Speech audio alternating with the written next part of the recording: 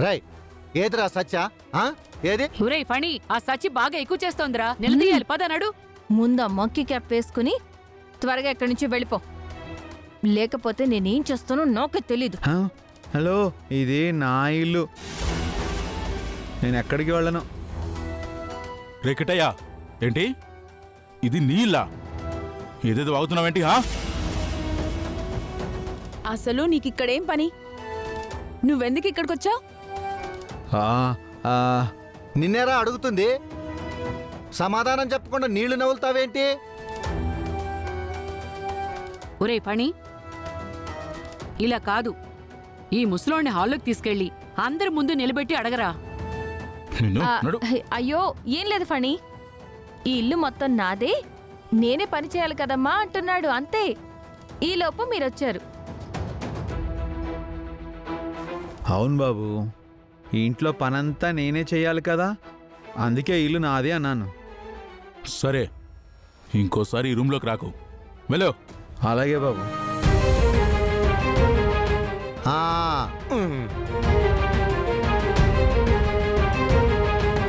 ఆ పని చేసేవాడిని ఎందుకలా పంపించారు? ఇందాక నువ్వు అసలు ఏం చేసావు? నేనేం చేస్తాను? ఇన్వెస్టర్లతో అలాగేనా నువ్వు మాట్లాడేది?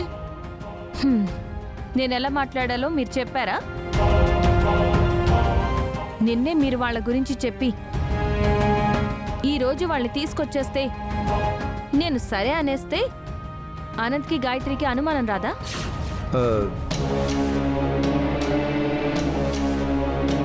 సరే, ఇంకోసారి అలా చేయకు. పదండి. ఎక్కడికి వెళ్ళేది? మీ రూమ్ లో మేమేం చేస్తాం అమ్మాయి? చెమ్మచెక్కలు ఆడుకుంటావా? కాదు, నా గది శుభ్రంగా లేదు, చూడండి చెత్త ఎలా పడేసుందో. అయితే నీ గది నువ్వే శుభ్రం చేసుకోవచ్చు కదమ్మా. నేనిక్కడికి ఏ క్యారెక్టర్ చేయడానికి వచ్చాను? మా త్రిపురక్క క్యారెక్టర్ చేయడానికి. ఈ త్రిపుర ఆఫీస్లో ఆ బోర్డు కింద ఇంగ్లీష్లో ఏదో పేరుందే, ఏంటది?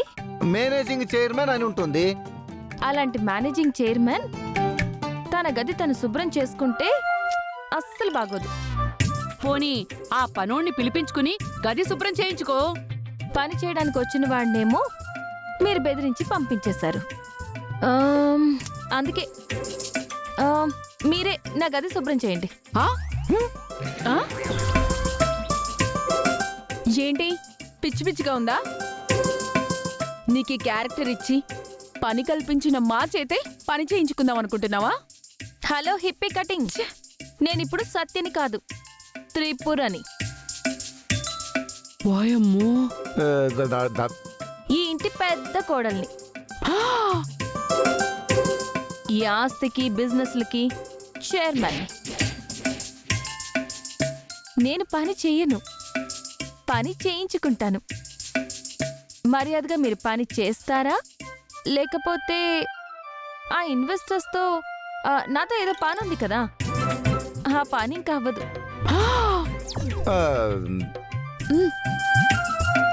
ఏంటి బ్లాక్మెయిల్ చేస్తున్నావా? బ్లాక్ మెయిలో హౌరా మెయిలో ఏ మెయిలైనా అనుకోండి, నా గది శుభ్రం చేస్తారా లేదా? మా కోడలి పిల్ల ఇలాంటి పనులు చాలా బాగా చేస్తుంది. కోడలి పిల్ల కానీ నేనా? నేనొక్కదాన్ని చేయను, నాతో పాటు మీరు కూడా చేయాలి. ఒక పని చేయండి, మీరందరూ కలిసి పని చేయండి. నా రూమ్ మాత్రం తళతళ్ళాడిపోవాలి. తలతల్లాడిపోవాలా మిలమిల్లాడిపోవాలమ్మా? ఏదో ఒకటి చేయండి, తప్పండి. ఇంకేం చూస్తావే, ఇదిగో క్లీన్ చేయి, చెప్పిందిగా.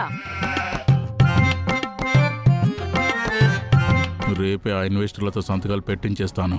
ఆ తర్వాత ఈ బిజినెస్ అని ఆస్తులని నా సొంతం చేసుకుని ఈ ఇంట్లో వాళ్ళతో పాటు ఈ సత్య పని కూడా చెప్తాను.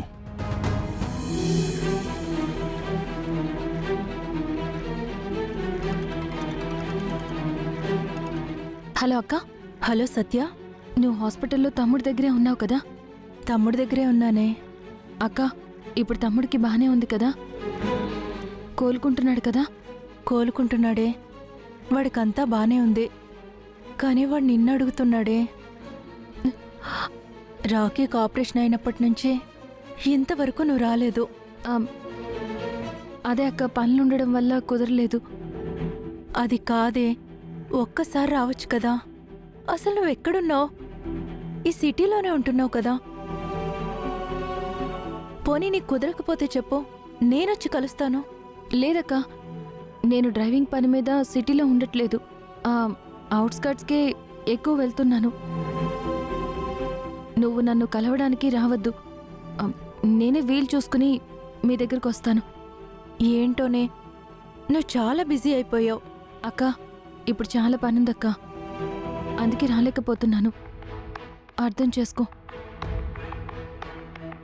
కానీ నేను త్వరలోనే వచ్చేస్తాను కదా. నేనొచ్చి నిన్ను రాఖీని చూసి మీతోనే గడుపుతాను. నా మాట నమ్మక్క. సర్లేవే. సరే అక్క, నాకు ఒక చిన్న పనుంది. రాఖీ గారిని అడిగానని చెప్పు.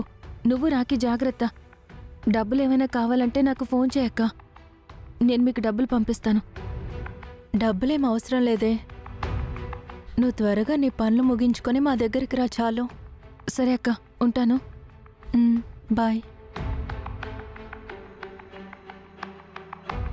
ఈ సంతకాలు గొడవేదో అయిపోతే త్వరగా వీళ్ళ దగ్గర నుంచి డబ్బులు తీసుకుని నేను పర్మనెంట్గా మా ఊరు వెళ్ళిపోతాను.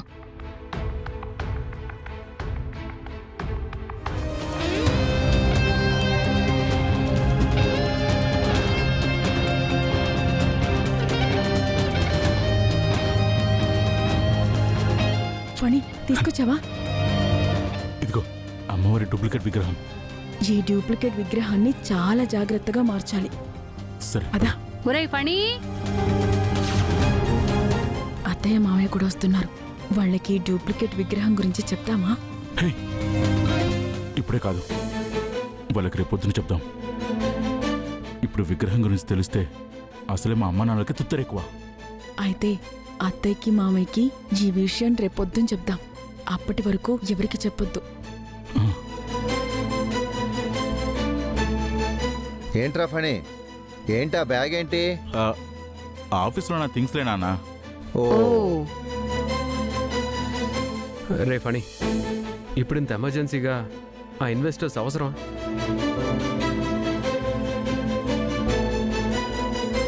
బోర్డ్ ఆఫ్ డైరెక్టర్స్ అప్రూవల్ కూడా తీసుకోకుండా మనం ఇంత పెద్ద స్థాయిలో ఇన్వెస్టర్స్తో టైఅప్ పెట్టుకోవడం ఎందుకు?